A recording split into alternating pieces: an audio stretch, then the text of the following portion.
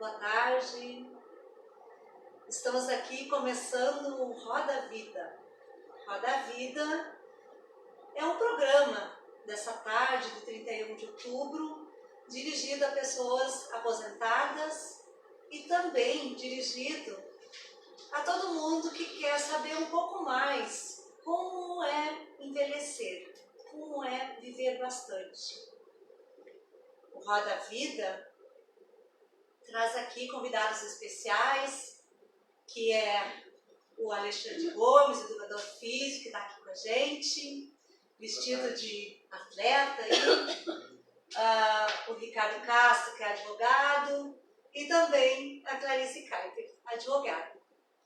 A ideia é nós conversarmos um pouco com essa mistura de pessoas, de profissionais, sobre essa condição do direito de envelhecer.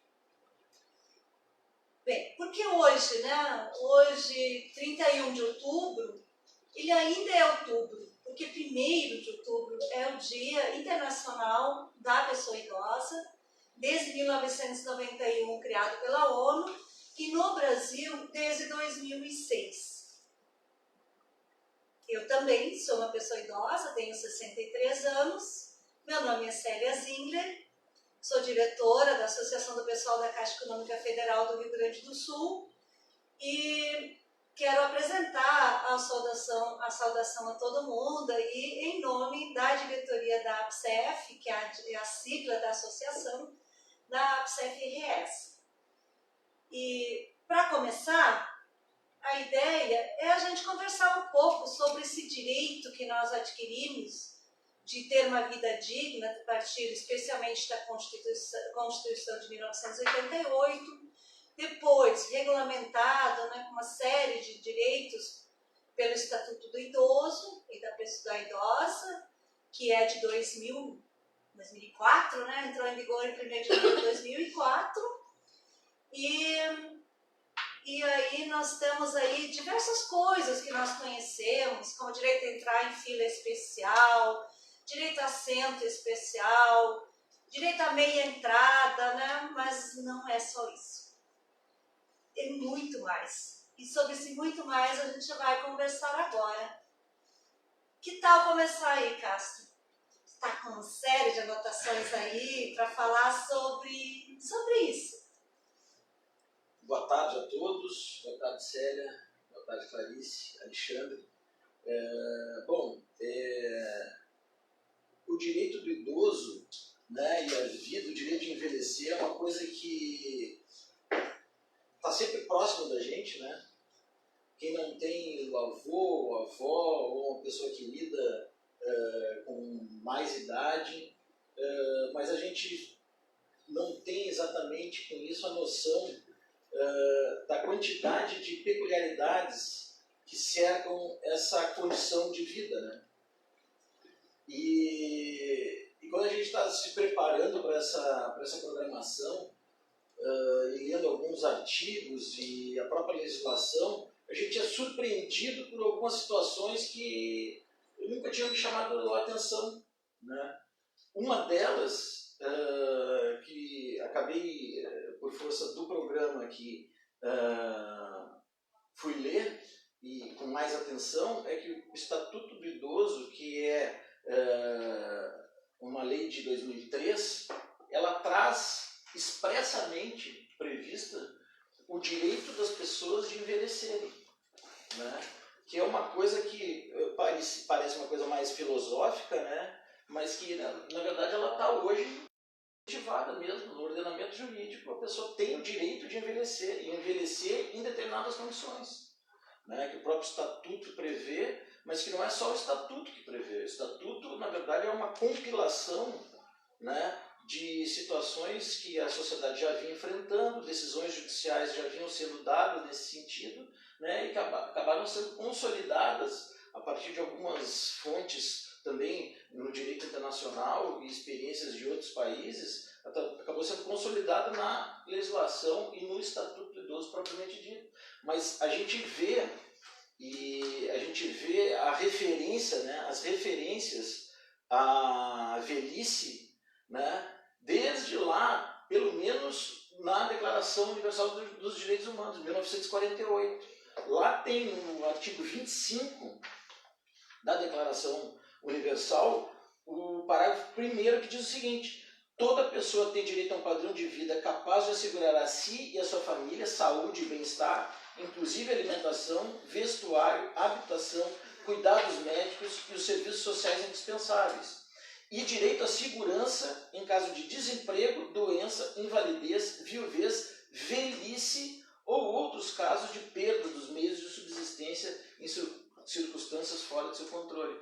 Então, a preocupação, na verdade, dos países, não só aqui no Brasil, mas dos países, e, na verdade, a preocupação do próprio ser humano com a sua velhice, não é uma coisa nova, né? Ela data de muitos anos atrás, e aqui no Brasil ela teve talvez mais espaço, mais lugar nas discussões, e perdeu a sua invisibilidade, né?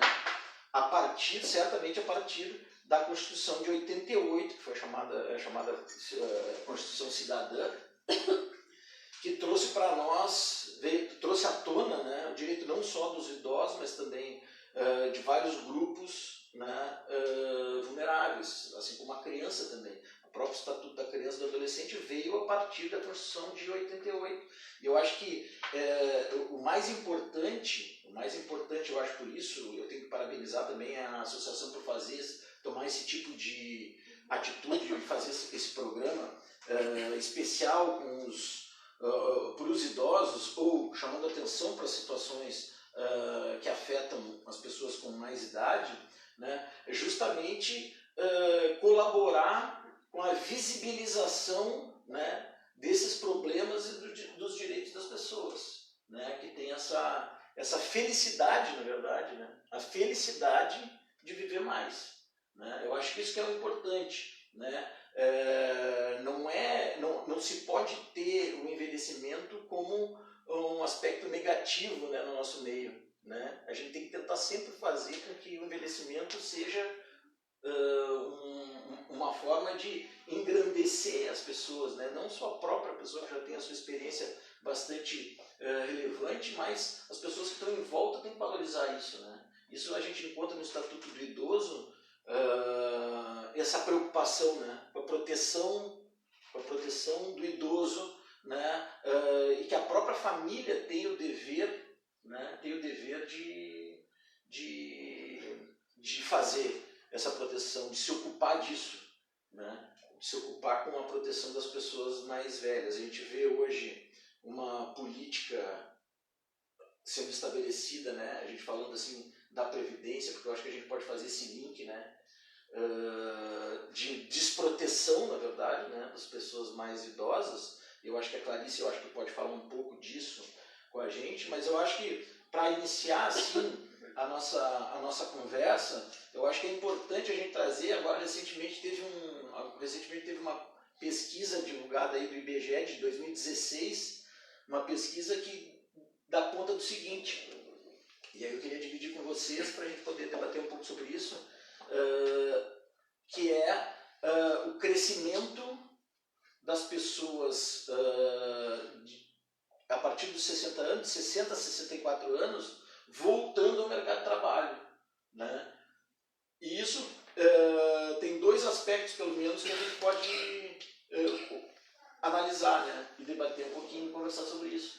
Dois aspectos que são os seguintes.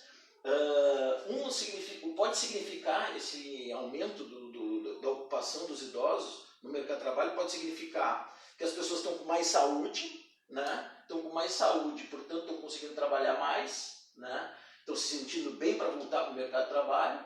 Mas tem um outro aspecto que tem que ser considerado, que é o aspecto do seguinte: olha, estão nos tiraram tanto direito dos aposentados, né, em relação a uma série de coisas, não só dos aposentados, mas também dos familiares dos aposentados, que está obrigando as pessoas que já têm mais idade, né, a voltar para o mercado de trabalho para suprir suas necessidades básicas, suas e de suas famílias.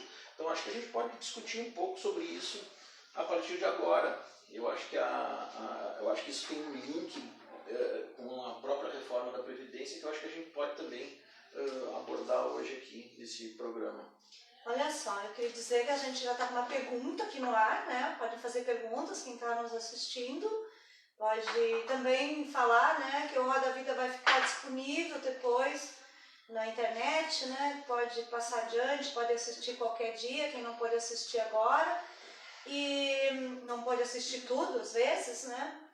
E a gente já está com uma pergunta que é uma das coisas que é muito abordada, né? Que são os assuntos muito abordados dentro desses direitos, né? Da prioridade, né? A prioridade, quando eu estava falando antes, de ter direito a meio ingresso, né, nos espetáculos, né? E assentos preferenciais, filas especiais. Mas também, né, a gente quando fala da sociedade não estar preparada para acolher essas pessoas, e por outro lado é um público visível, como a gente vai falar depois, logo em seguidinha, Clarice, né, visível do ponto de vista financeiro, a gente está sendo olhado do ponto de vista financeiro para saber que é um público que pode consumir, mas por outro lado também é um público que está sendo visto como onerar o Estado nesse momento, né. Então, o judiciário, ele está preparado para julgar as ações com prioridade, porque tem mais de 60 anos, ou que tem mais de 80, né, que desde 2017 foi estabelecida a prioridade especial, né, para quem tem mais de 80 anos. O judiciário está preparado? Né, é uma pergunta que está aqui. Né, então, parece que a gente não está vendo muito isso, né, mas vamos lá. Sim, é que na verdade o que acontece é o seguinte. O Código de Processo Civil estabelece no artigo 1211 que existe a preferência por idade, mais 60 anos, e também por doença grave e agora também mais de 80 anos. O que acontece na prática? A lei existe quando a parte do processo, qualquer uma das partes, tem mais 60 anos, ou doença grave ou mais de 80 anos, naturalmente nós requeremos que seja ocorrida a tramitação preferencial. Mas, na prática, como acontece? Inúmeros outros processos também têm tramitação preferencial e eles aguardam, ficam na mesma pilha de todos os processos de tramitação preferencial. Então, quando tu liga para tentar agilizar um processo no cartório que está muito tempo parado, a desculpa é: doutora, vários outros processos estão nessa mesma linha com a tarja ali de tramitação preferencial. Então, efetivamente, não é uma realidade otimista, mas ao mesmo tempo a gente tem que lutar para que essa realidade se transforme e tem que sim requerer a tramitação preferencial, é um direito, não é um desmérito, bem pelo contrário, tem que ser requerido. O judiciário, respondendo, não está efetivamente hoje, mas o processo eletrônico, que é uma realidade, vai fazer com que os processos sejam menos morosos. Hoje a gente tem visto bastante isso. A gente pede a tramitação preferencial quando o processo é físico, ele fica aguardando lá, fica muito mais tempo para tramitar, mas o processo eletrônico naturalmente está fazendo com que os processos andem de uma forma mais ágil. Muito bem, então já está respondida a primeira pergunta, né, aqui, e eu acho que a Clarice já podia emendar a colocação que o Castro fez, dessa, o que é, né, o que está acontecendo, que vai nos atingir, né, já pessoas com mais idade, né, com mais de 60, com todas as proteções que a legislação prevê, mas as pessoas, né, que ainda não se aposentaram e como elas vão ser vistas lá na frente, ou como têm que ser vistas atualmente, porque todo mundo quer ficar velho, né, todo mundo quer viver bastante, não quer ficar velho, mas quer viver bastante, né. Sim, essa é uma discussão super importante que a gente precisa levantar, que envelhecer hoje não é um desmérito e não pode ser visto aqui, ó, interrompeu o Goiânia. Tu não pode ficar falando. Aqui, tá agora. Tá normal? Sim, tá. Retomando. Volta a falar aqui, acho que deu uma pequena interrupção. Sim. Então, envelhecer hoje não pode ser um desmérito e a gente vai, ao longo da nossa conversa, trazendo mais requisitos ainda para que as pessoas se sintam naturalmente protegidas para utilizarem... Não, acredito que ele no teu só acompanha. Tá rodando aqui. Para que as pessoas utilizem esses direitos. Eu estava dando o exemplo, eu estou gestante e por muito tempo, no começo da gravidez, eu tinha vergonha de utilizar as filas preferenciais, os bancos preferenciais, até me dar conta que a gravidez é uma questão objetiva, eu estou grávida, não preciso esconder que eu estou grávida, é um direito meu estar grávida e é um direito utilizar o banco preferencial.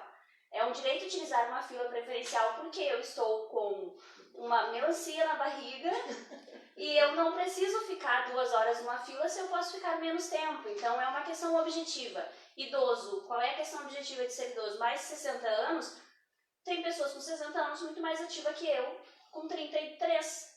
Quase esqueci minha idade. Com 33. Então, são questões que a gente precisa trazer e debater. Vou pegar o gancho do Cássio em relação à Constituição Federal. A Constituição Federal de 1988, ela foi promulgada depois de 20 anos que o Brasil passava por um regime militar. Então, a questão dos direitos, ela ser uma Constituição cidadã, é muito importante para nós, para a gente conseguir seguir discutindo em relação aos direitos da Constituição Federal. E 2 pontos são importantes. O artigo 6º fala dos direitos sociais, que é a educação, saúde, trabalho, lazer, segurança, previdência social. E o artigo 194 fala do conjunto integrado de ações e de iniciativa do poder público e da sociedade, para que todas as pessoas tenham essa condição de envelhecer com qualidade. O objetivo da Seguridade Social sempre foi buscar construir um Estado social com base nos grandes modelos de estados de bem-estar europeus. Então, hoje, o que a gente percebe? Que a discussão da reforma da Previdência está sendo levantada como base o fato de que hoje se envelhece mais. Sim, se envelhecer mais é um direito, se envelhecer mais é uma coisa boa, é um progresso, e a gente tem que parar de usar isso como desculpa para a reforma da Previdência. Em 2016, o governo Temer começou a encaminhar a proposta da nova reforma da Previdência com um claro interesse do capital financeiro. A ideia não era beneficiar idoso, a ideia não era beneficiar cidadão, a ideia sempre foi beneficiar como interesse o capital financeiro e reduzir os recursos que o Estado tem com investimentos de políticas sociais. Em relação a isso, hoje o IBGE considera como expectativa de vida mulheres com 80 anos de idade e homens com 73 anos de idade. Essa é a expectativa do IBGE e isso é utilizado como base para a reforma da Previdência. Eu queria falar só alguns pontos para levantar, para a gente não falar tanto agora sobre a reforma da Previdência, mas a gente se coloca à disposição. O Escritório de Direito Social tem o hábito de conversar bastante com os associados nos nossos plantões telefônicos. Qualquer dúvida que tu tiveres em relação a essa nossa conversa, nós ficamos à disposição para esclarecer. Agora eu não vou ser tão criteriosa e debater tanto. Uma questão importante que é a aposentadoria por tempo de contribuição. Hoje, ela não tem idade mínima para acontecer. As pessoas que pretendem encaminhar a aposentadoria por tempo de contribuição, elas precisam cumprir ali uma regra de 96 anos, 96 a soma de homem e 86 mulher, que isso soma a contribuição, são pontos, soma o tempo de contribuição com o tempo de idade, para não incidir o fator previdenciário.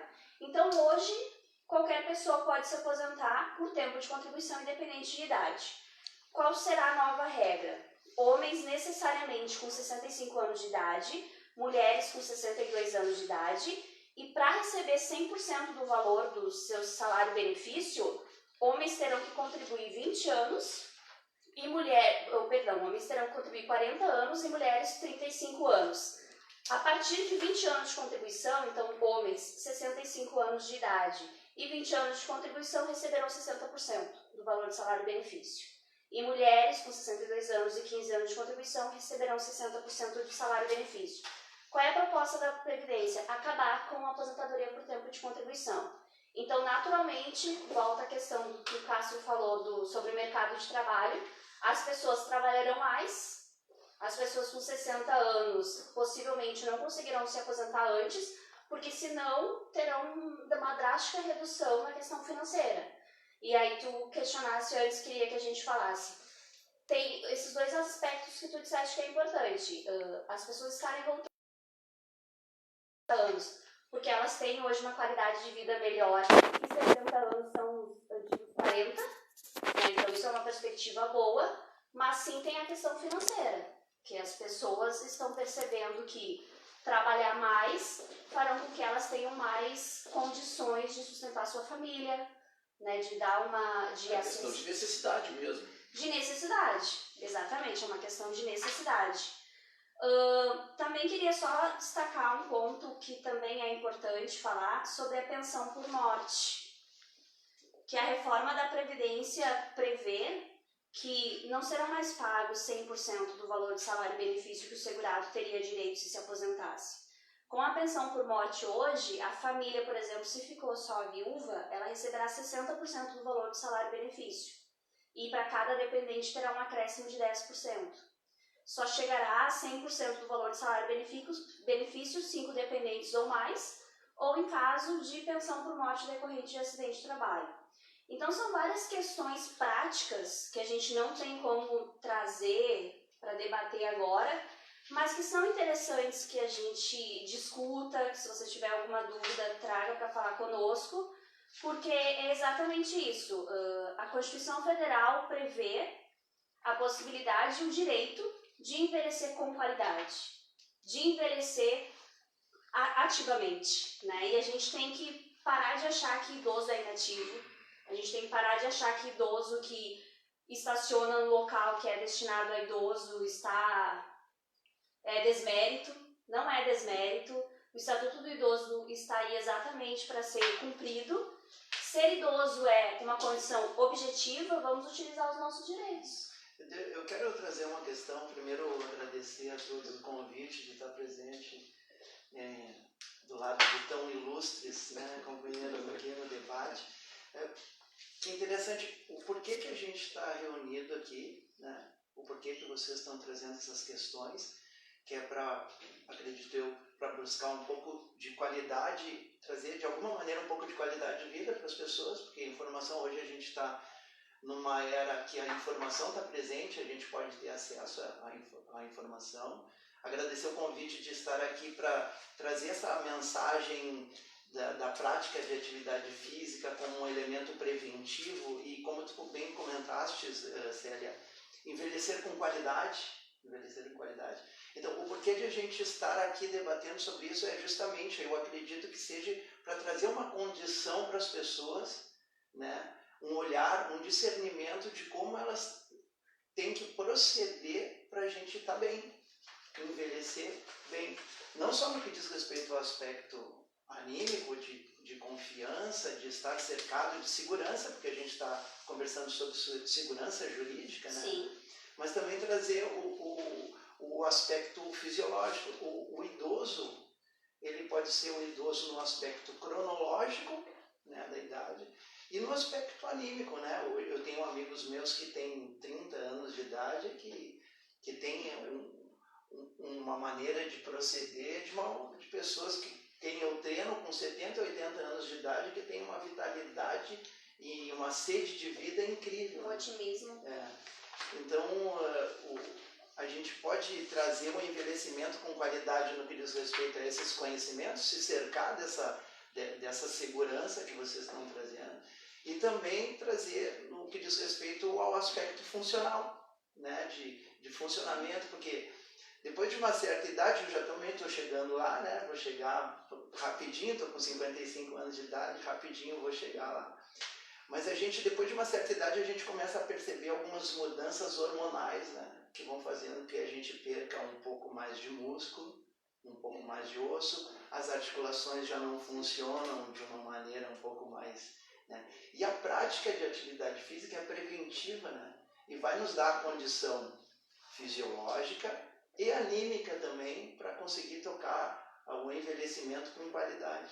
Eu queria deixar e me colocar à disposição de vocês para qualquer outro esclarecimento. Olha só, Célia, até pegando esse gancho do Alexandre aqui, que eu acho muito legal. Eu também, né? Tô chegando nos 60, tô chegando a fase de ser considerado idoso. Pré-idoso. E aí, tô na fase pré-idoso, e eu tô conversando sobre essa temática aqui. Me chamou a atenção na própria legislação toda, desde a Constituição até lá na Declaração de Direitos Humanos, como as terminologias que a gente utiliza, elas são elas caem no dia a dia da gente como se fossem sinônimos, né?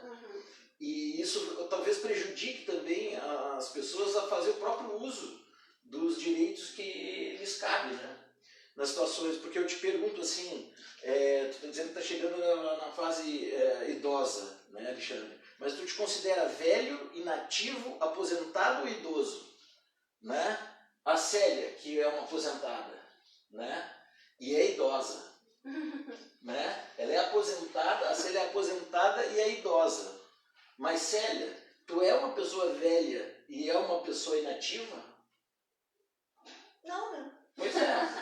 Não. Isso que eu acho que é importante a gente distinguir, sabe, a terminologia e o jeito que a gente acaba se referindo a essas coisas, porque são situações completamente diferentes.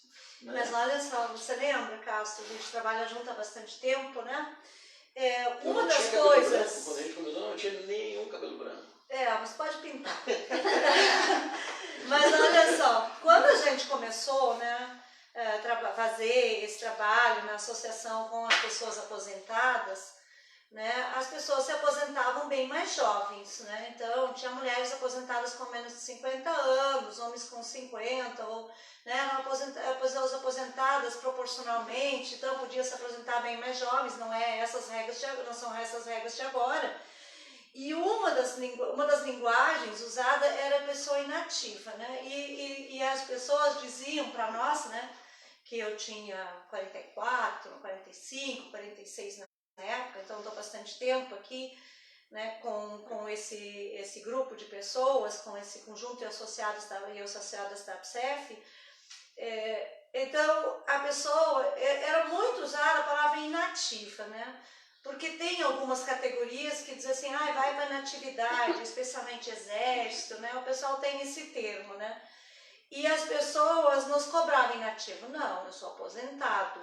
Então, também as pessoas reconheciam a sua condição objetiva, né? Da condição de aposentado, é deixar aquele espaço de trabalho, depois pessoas puderam continuar trabalhando, mesmo aposentadas, né? Que passou a ser uma condição mais recente, né? Porque antes as pessoas se aposentavam e elas eram desligadas do serviço, né? Das empresas estatais, eram desligadas automaticamente, né? Então isso já não é mais assim. O que eu queria falar sobre essa questão do quanto a gente mesmo deve pegar as rédeas das nossas vidas, né?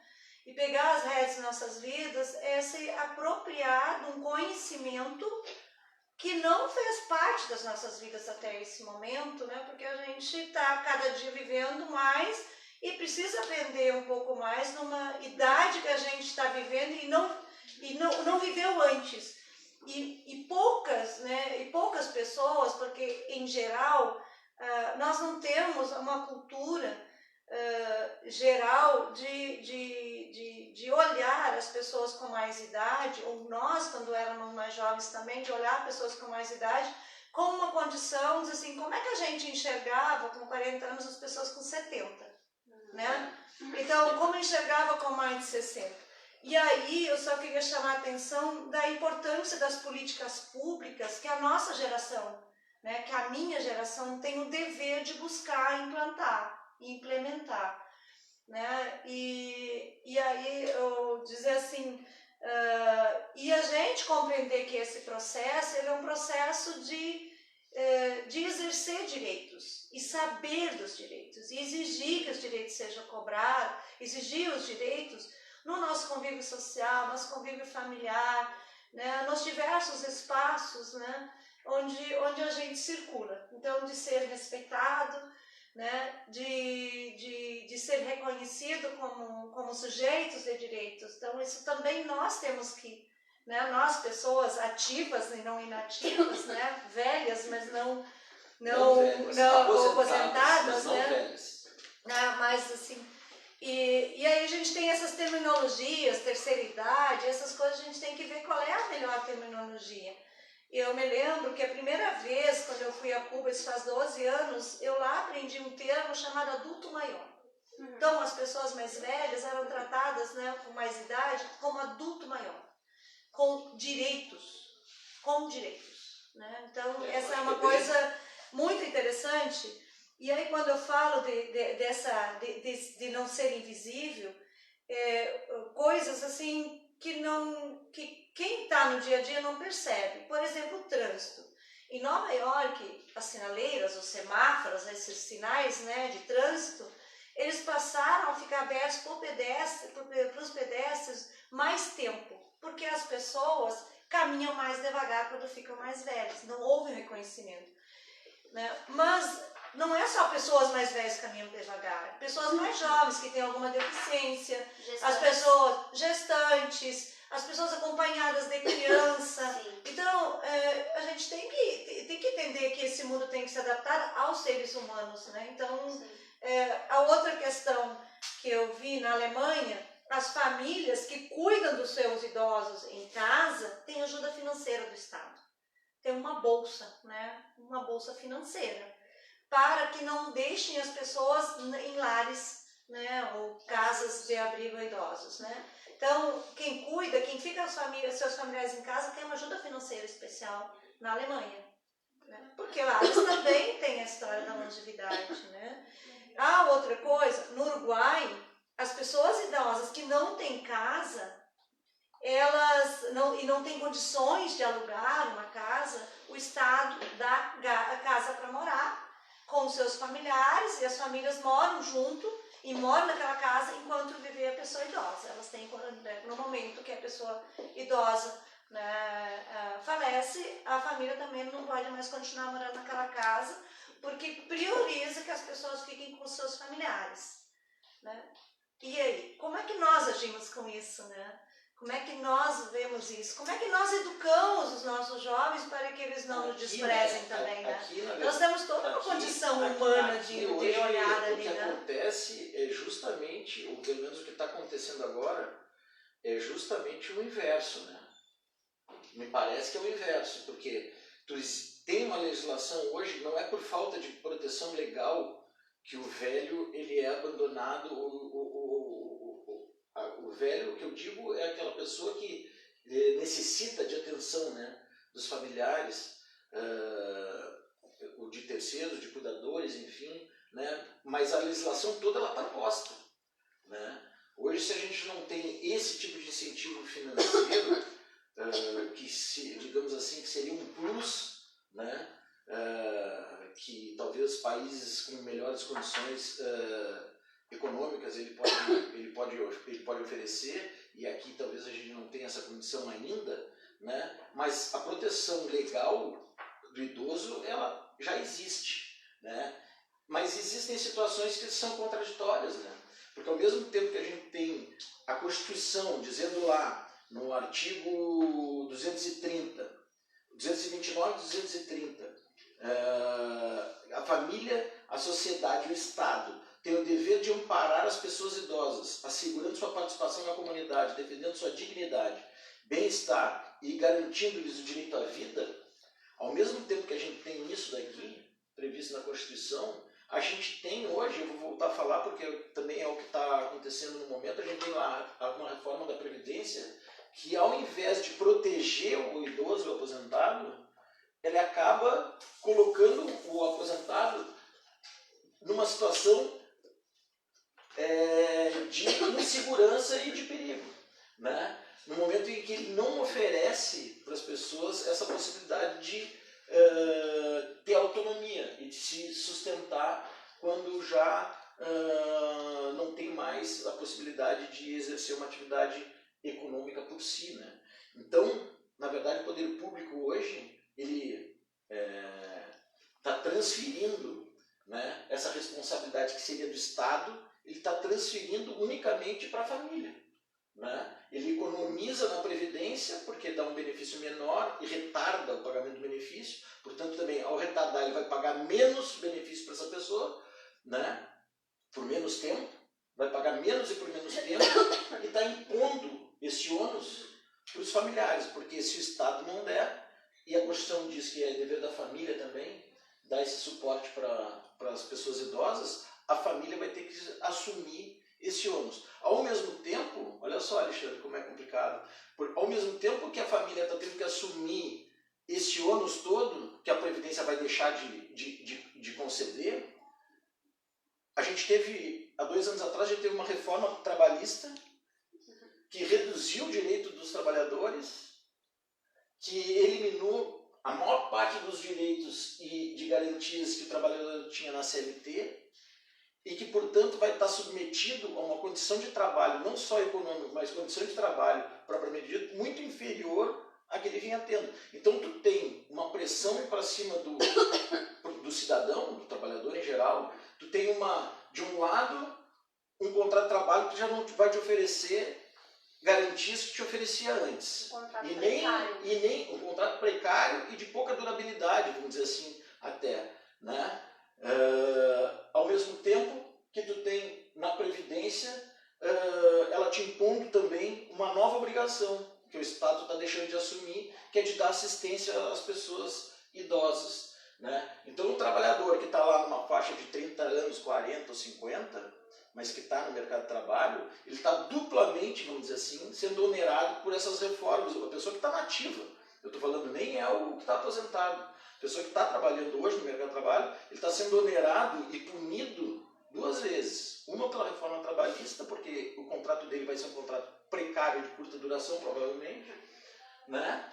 E de outra parte, ele vai ter que estar assumindo a parte que o Estado está deixando de prestar na assistência às pessoas idosas e aos aposentados. Então, é uma situação bem complicada. A perspectiva não é uma perspectiva agradável, né, ou promissora, tanto mais quando tu vê assim, nessa pesquisa do IBGE, a gente vê que atualmente no Brasil nós temos cerca de 15 milhões de idosos. Nós teremos 15 milhões de idosos no ano de 2025. No ano de 2015, agora, em 2025, nós vamos ser o 6º país mais idoso do mundo. 6º país mais idoso do mundo. Nós vamos perder só para a Suíça, França, Estados Unidos, Uruguai, Argentina e China. Entende? E nós vamos ter um contingente de 34 milhões de idosos, cerca de 15% da população, que vão precisar da assistência dos seus familiares para poder se manter, né, com uma certa dignidade. Tanto tempo de luta, uma história toda para se construir esses direitos e garantias trabalhistas, para tão pouco tempo conseguir, né, desmembrar, que essa é a realidade. A reforma trabalhista desmembrou direitos que foram conquistados a duras penas. Vocês têm falado em direitos, né, que, puxa vida, importantíssimo, né? Eu vou só trazer o dever assim para o lado da educação física, né? A gente tem que tentar prevenir e ter saúde, né, de uma maneira mais abrangente possível, socialmente falando. Acho que o lance da profilaxia, né, da prevenção é um aspecto interessante. E na educação física a gente tem um dever importante, né, que é o dever de ser feliz. Acho que a gente está buscando de alguma maneira, né, em todos os aspectos de relacionamento, aspectos de trabalho, aspectos de saúde, né, o equilíbrio dessas partes todas, né, a gente tem o dever de ser feliz. E a educação física tem muito de dever, né, dever sair da cama cedo para ir para a academia, para levantar o peso, né. Devemos cuidar da nossa alimentação, isso mais por parte da nutrição também, que vem junto, são áreas da mesma atuação. Mas o músculo, quando ele é exercitado cotidianamente, rotineiramente, ele previne uma série de doenças metabólicas e funcionais também, né? A gente pode prevenir hipertensão arterial. A primeira doença metabólica, a diabetes, né? A gente consegue prevenir diabetes com um músculo mais forte, com uma organela, que é a mitocôndria, né? Que é super importante para a prevenção da diabetes. E também prevenir doenças articulares, né? Tu cuida, quando tu trabalha o teu músculo, tu cuida da tua articulação, cuida do teu osso. Antes de chegar a osteopenia e osteoporose, que são males que são são tão presentes no nosso dia a dia, depois de uma certa idade, porque é um fator hormonal que determina isso, a mulher é mais acometida até por um fator hormonal. Acontece a sarcopenia. A sarcopenia é que dá início aos processos de osteopenia e osteoporose. A sarcopenia não é nada mais, nada menos do que a redução da nossa massa magra, quando a gente perde músculo por causa de inatividade. Então, quanto mais ativo e mais trabalhado o músculo for, a gente previne essas doenças todas, né? Só queria trazer o lance que a gente tem falado de direitos, né, que são tão importantes para o bem-estar da população que trabalha, do trabalhador, os nossos direitos. Eu queria trazer esse lance do dever, falar um pouco desse lance do dever de desenvolver o hábito, né, do exercício físico, para a gente poder, junto com cuidar das condições de trabalho, de saúde, de relacionamento, ter um pouco mais de felicidade na nossa vida. Só para quebrar um pouco. Não, e na verdade essa questão de saúde, ela, pensando na perspectiva de que hoje a possibilidade de chegar aos 73 e 80 anos é uma realidade, por isso que a gente não tem que ver isso como um desmérito, mas como um progresso, é importante que a saúde seja o principal fator de preocupação, né? Tanto é que o Cássio estava falando da questão da reforma da Previdência, do Estatuto do Idoso, que é a responsabilidade para a família. A reforma da Previdência, ela afronta tanto a Constituição Federal que a Seguridade Social, que um dos destinos é a saúde, a gente reconhece o quanto ela é precária. Então, para que tu tenha hoje uma saúde de qualidade e tu tem uma pessoa na tua casa que necessita de acompanhamento médico mais periódico, tu tem que optar por um convênio. Porque o Estado já não consegue mais comportar a necessidade da população em relação à saúde, porque não se tem o investimento que deveria ter. Então, pensar em saúde, independente da idade, é essencial. E é uma discussão que tem que se ter, né? Que eu estava falando antes, eu estou fazendo academia e as pessoas, na verdade eu continuei fazendo academia após a descoberta da gestação, e as pessoas ficam surpresas com o fato de que tem uma grávida lá. E eu pareço a rainha manjar na academia quando eu entro. As pessoas se afastam, ficam olhando para realmente ver se não é gordura ou é gravidez, e elas ficam abismadas, as pessoas chegam até mim. Então acredito que isso no teu dia a dia seja um pouco habitual. Uma pessoa de 70 anos extremamente ativa chegar na academia e daqui a pouco ser constrangido porque as pessoas, nossa, vovô de 60 anos tem que estar em casa, vovó fazendo bolinho. Não, até causa admiração. As pessoas ficam admiradas e acham que bonito, que legal, olha como ele está ativo. Sim, né? Essa uma coisa excepcional. No meio onde eu trabalho, a ideia, a percepção é essa, pô, mas que show de bola, olha lá, eu quero ser que nem ele. Coisa teve boa, a né? possibilidade, coisa boa, teve a possibilidade. A gente estava falando esses dias, a gente estava falando de idades, a Célia falou que estava 62, 63? 63. 63 anos, o Cássio com 57. Não, 54. Viu só? Ele Faz uma diferença enorme. que estava na pré. Mas a Célia com 62 anos de idade, ela tá melhor do que eu. Então a gente não pode associar idoso com inativo. A gente não pode dizer que ser idoso hoje é ser inativo, né? Bem pelo contrário, a gente quer pessoas cada vez mais ativas, pessoas na academia com 70 anos, 80 anos. Eu até, há uns 4 anos atrás, eu indiquei para a série, inclusive, eu vi um filme que mudou muito o jeito de pensar a respeito dessa questão da idade e das atividades, né, das pessoas com mais idade, que foi um filme que se chama, um documentário, né, se chama Tarja Branca, né? Tarja Branca, que faz uma referência, na verdade, à tarja preta, né, da medicação, do remédio, né? Eu estou falando isso, que eu quero perguntar para o Alexandre isso. E esse filme ele fala das atividades, fala um pouco mais do brinquedo, né?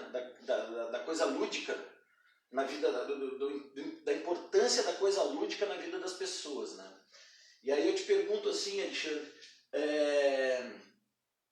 tu nota e tu trabalha trabalha bastante isso, quando tu trabalha com as pessoas com mais idade, dessa questão mais lúdica também, não só do exercício para ficar esteticamente bonito, mas para realmente buscar o bem-estar dessas pessoas. E a outra coisa que eu queria te perguntar é assim, tu tem uma experiência marcante assim na tua atividade de uma, vamos dizer assim, de uma melhoria gritante assim uma pessoa que começou a trabalhar contigo, né? Uma pessoa que começou a se exercitar contigo, que vinha de uma fase, vamos dizer assim, de depressão, de tristeza e solidão, e que depois da atividade física ela tenha mudado assim, significativamente a vida dela? Com certeza, eu estou atuando na educação física já há 35 anos, né?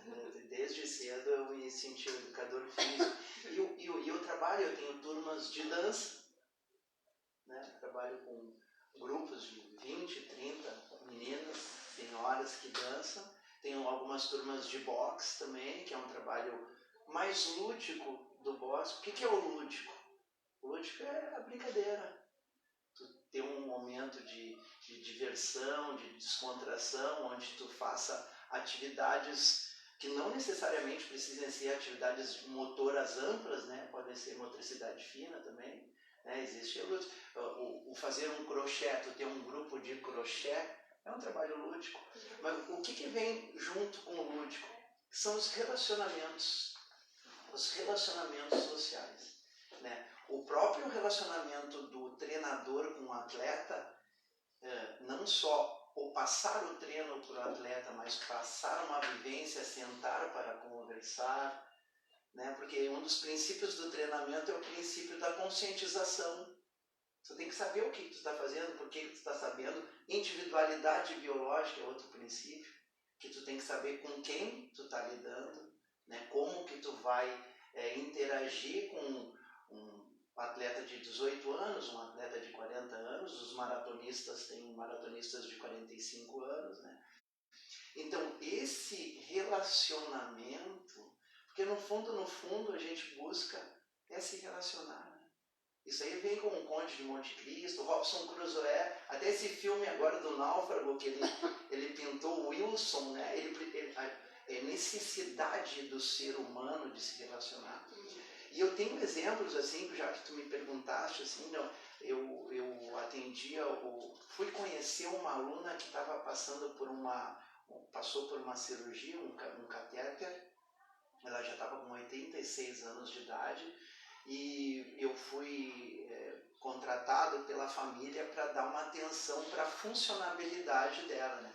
Ela me recebeu educadamente, mas eu já senti que ela não tinha esperança nenhuma, porque ela não gostava de fazer atividade física.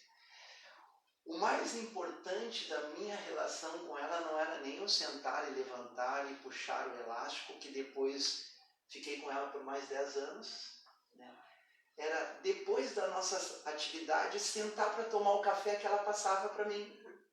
O café com pãozinho, por muitas vezes eu passava na padaria e levava o pãozinho quentinho, e depois da nossa atividade ela fazia questão de passar o café, e a gente sentava e conversava sobre a vida dela, sobre o passado dela. Eu falava sobre a minha vida, sobre o meu casamento.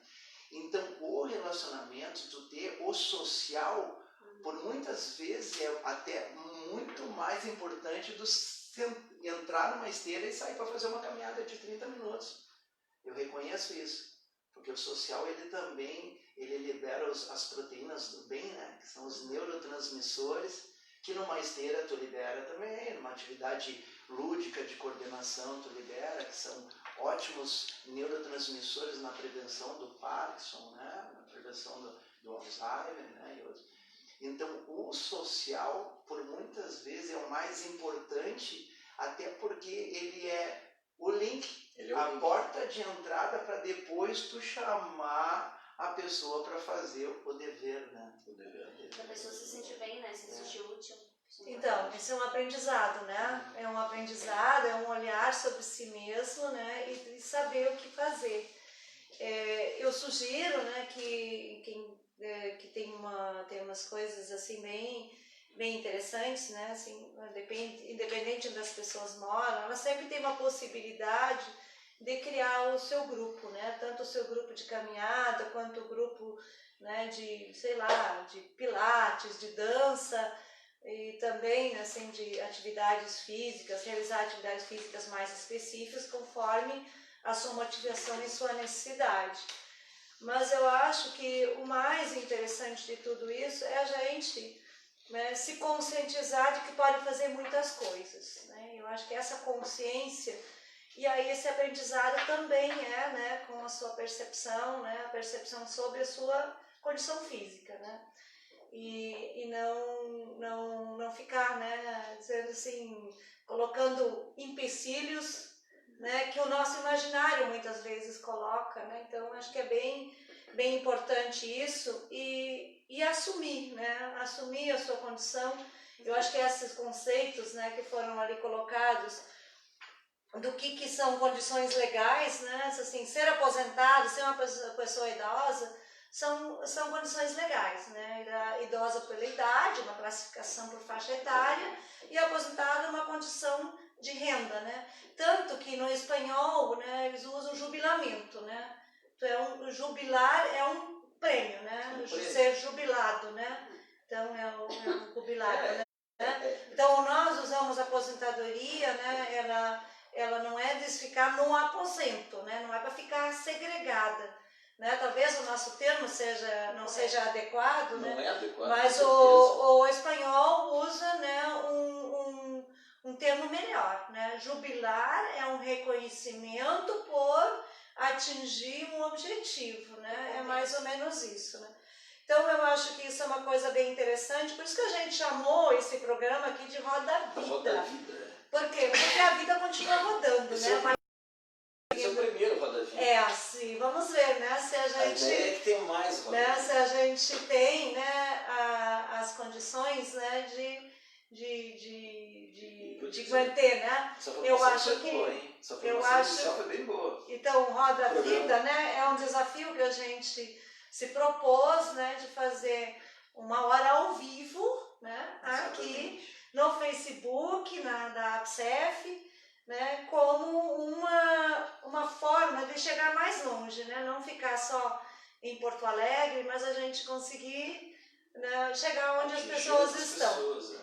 E as pessoas poder também continuar acessando e transmitindo essa possibilidade e contribuir, né? As pessoas dizer que as pessoas podem contribuir e sugerir temas, né, que a gente possa abordar. Porque a ideia, né, quando nós começamos a falar, eu me lembrei de duas coisas, né? É importante a gente ressaltar que temos um Estatuto do Idoso, né, o Estatuto Pessoa Idosa, que eu acho que é uma cartilha que as pessoas têm que carregar embaixo do braço, fazer acontecer na sua cidade. As cidades têm que ter o fundo para a pessoa idosa, elas têm que ter conselho do idoso, tem uma série de coisas, né, que hoje é um direito e que se as cidades não implementarem as políticas para a pessoa idosa, muitas coisas não vão acontecer, né? Então as políticas, elas devem estar dentro do SUS, né? O SUS, ele tem uma abrangência muito grande, né, que a gente muitas vezes, quando tem um plano de saúde, como os trabalhadores da Caixa têm, nós às vezes não percebemos, né, que toda aquela parte de prevenção, né, que são as vacinas, né, as vacinas, por exemplo, as vacinas para a gripe, que primeiro começaram para as pessoas idosas, né, toda a política da vigilância sanitária, né, a vigilância sanitária, por exemplo, a combate à dengue, ela não é um plano de saúde que faz, nem um plano de saúde vai cuidar disso, né? Os planos de saúde, inclusive os profissionais de saúde, não sabem fazer um diagnóstico quando a pessoa está com dengue, está com chikungunya, está com essas doenças, né? Nós não estamos aqui habilitados, né? As pessoas transitam de um lugar para outro.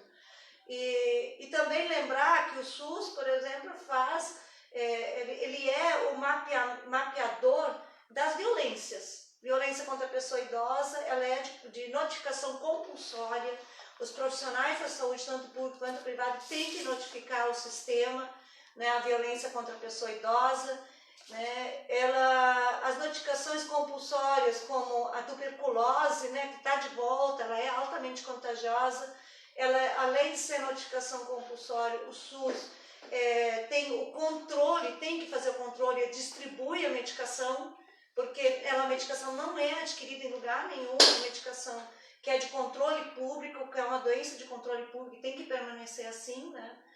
Que quem achava que a tuberculose estava extinta, ela não está extinta, né? Então a gente tem, né, essa questão das políticas direcionadas para a pessoa idosa, que não pode se restringir aos bailinhos, né, que os municípios normalmente fazem. Então, essa é uma coisa bem, bem importante para ver. E eu queria ressaltar que a associação, né, a APSEF, tem se preocupado em fazer adaptações, né, com isso, assim, de fazer eventos, de fazer toda essa defesa de direitos, que a gente já tem a história aqui, né, consolidada com o Escritório de Direito Social.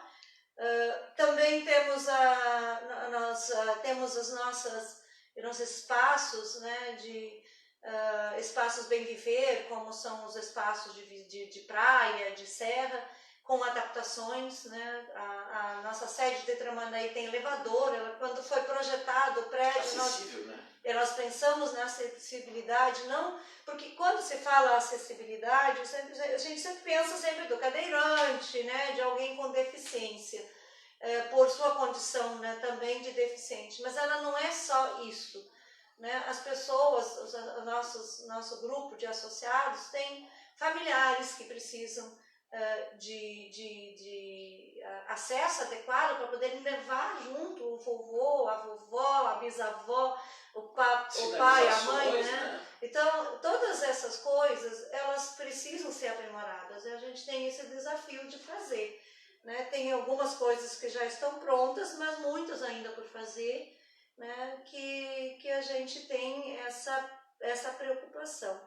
E lembrar, né, que o Estatuto do Idoso, ele foi uma discussão muito longa no Congresso, né, e felizmente foi aprovado, e quem puxou à frente, pegou embaixo do braço esse projeto foi o senador gaúcho Paulo Paim, né?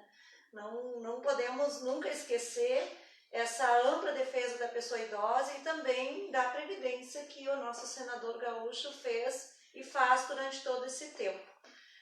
E a gente já está chegando no final, né? Está chegando no final, né? Como diz o Castro, né? A primeira edição. Né? A primeira edição, a gente quer poder fazer mais, né? Isso, tem que agradecer ao Gregório, nosso jornalista que está aqui nos apoiando. A gente não está sozinho, ele não está aparecendo, mas ele está aqui. E eu acho que a gente vai se despedindo. Então, vamos lá, mais algum recado, alguma coisa que vocês gostariam de falar? Que eu queria ainda dizer algumas frases da Adélia Prado, antes de terminar aqui. Antes de terminar, eu só queria dizer assim, bom, queria agradecer mais uma vez, Célia, pelo convite. Eu acho que a gente pode realmente transformar essa nossa primeira edição numa coisa periódica, né? Hoje foi só um piloto. Hoje foi só um piloto. E eu acho que eu queria colocar o site também, eu queria colocar o nosso e-mail aqui do escritório, direitosocial@direitosocial.adv.br, para os associados e quem assistiu a esse programa ou quem vier assistir, a enviar para esse e-mail qualquer questionamento a respeito dessa questão do Estatuto do Idoso, da reforma da Previdência.